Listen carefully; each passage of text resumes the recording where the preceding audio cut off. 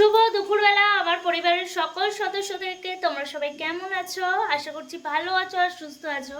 আর মন্দিরা বৈশাখী cooking চ্যানেলে তোমাদের সকলকে জানাই স্বাগতম।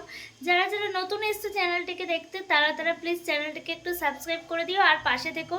আর ফেসবুক পেজ থেকে যারা নতুন দেখছো চ্যানেলটিকে তারা ফেসবুকে পেজে একটু চ্যানেলটিকে ফলো করে দিও আর পাশে থেকো। তো চলো আজকে একটা রেসিপি দেখাবো, সেটা হচ্ছে সজনে ফুলের রেসিপি। তো চলো, তো এই দেখো সজনে ফুল নিয়ে নিয়েছি এবং এটাকে ভালো করে সব কিছু ছাড়িয়ে ধুয়ে নিয়েছি। তো এই যে ছাড়িয়ে বলতে এর সঙ্গে দেখবে এরকম বড় বড় একটু বোটা বোটা থাকে, সেগুলোকে ছাড়িয়ে নিয়েছি আর ফুলটাকে ধুয়ে নিয়েছি দেখো ভালো করে। এবার এটাকে একটু ভাপাবো। তো এই দেখো ফুলটা আমি কড়াইয়ে দিয়ে দিচ্ছি, যেহেতু ফুলটা দিয়ে একটু কষকষ বেরোয় সেহেতু ফুলটাকে আমি হালকা গরম জল দেবো, যাতে নাড়াচাড়া করতে করতে জলটা শুকিয়ে যায়। আর সাথে দেবো একটু সামান্য যেহেতু কমে যায় আর আমাদের তো আর একবার দিতেই হবে লবণটা ভাজতে গেলে।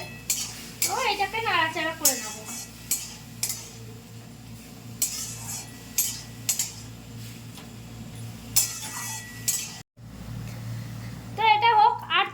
আমরা সকলেই খেতে ভালোবাসি। আর আজকের রেসিপিটা কেমন লাগছে বা লাগলো তোমরা জানিও। আর তোমাদের যেটা বলার, যদি রেসিপিটা ভালো লাগে একটা লাইক দিয়ে যেও আর পারলে একটু শেয়ার করে দিও, যাতে এই রেসিপিটা অনেকেই করে খেতে পারে আর তাদের ভালো লাগে।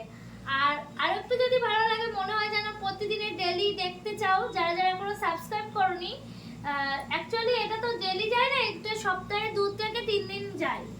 তো যারা যারা দেখতে চাও ওই রেসিপি আমার চ্যানেলে, তারা অবশ্যই চ্যানেলটিকে সাবস্ক্রাইব করে দিও। আর যারা ফেসবুক থেকে দেখছো তারা ফলো করে দিও আর এইভাবেই পাশে থেকো, যাতে আরো এগিয়ে যেতে পারি।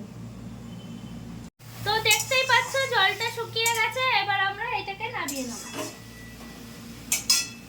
কড়ায় তেল দিয়ে নিচ্ছি সামান্য, আমি সাদা তেল দিয়ে করি, তোমরা চাইলে সরষের তেল দিয়েও করতে পারো।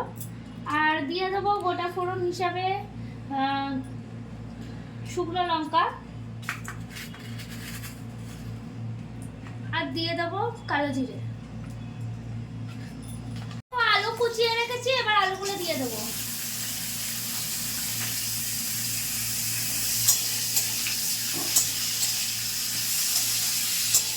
সামান্য একটু লবণ আন্দাজ মতন, যেহেতু একবার লবণ দিয়েছি সেহেতু একটু লবণটা কমই দেবো। আর যেহেতু আলু আছে সেহেতু লবণটা দিচ্ছি। আর দিয়ে দেবো হলুদ গুঁড়ো।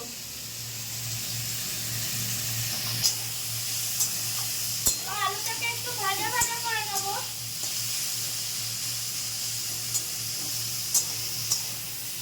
একটু ভাজা ভাজা হয়ে গেছে, এবার আমি এই সজনে ফুলটা দিয়ে দেবো।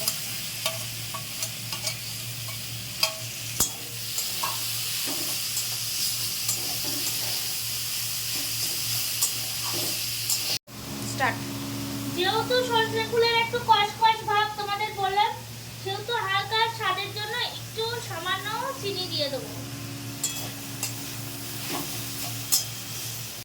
তো এই যে আমি কিছুক্ষণ ঢাকা দিয়ে রেখেছিলাম একটুখানি, যাতে আলুগুলো একটু নরম নরম হয়ে যায়।